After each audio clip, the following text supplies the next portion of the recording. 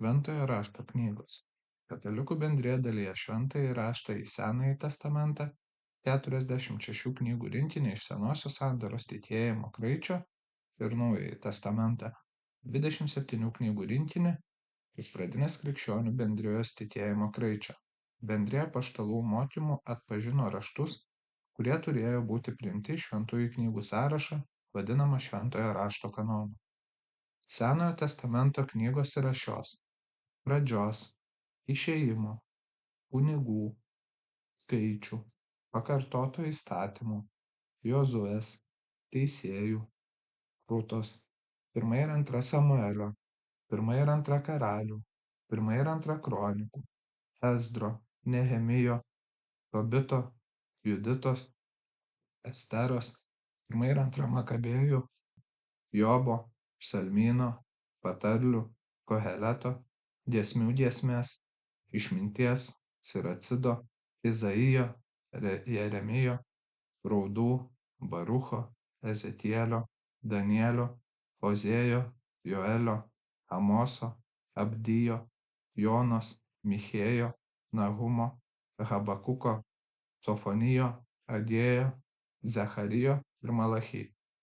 Naujojo testamento knygos: Evangelijos pagal Matą, Morkų, Luką ir Joną.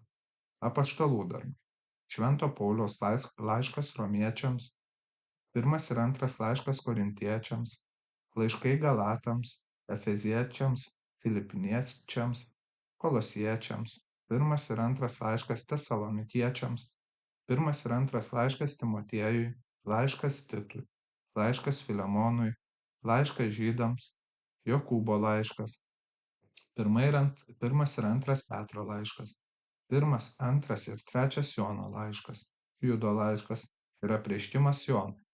Katalikų bendrijos šventojo rašto knygų sąrašas, kanonas, remiasi Septuaginta, graikiškuoju Senojo testamento knygų sąvadu.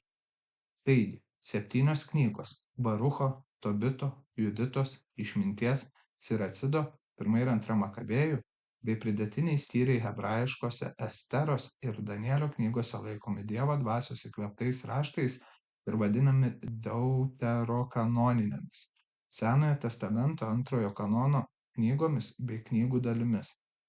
Protestantiškos krikščionių bendrijos šių knygų bei knygų dalių nelaiko Dievo dvasios įkvėptomis ir deuterokanonines knygas vadina apokrifais, suklastotais netikrais rašiniais, kurie tik dėjosi esą Dievo dvasios įkvėpti.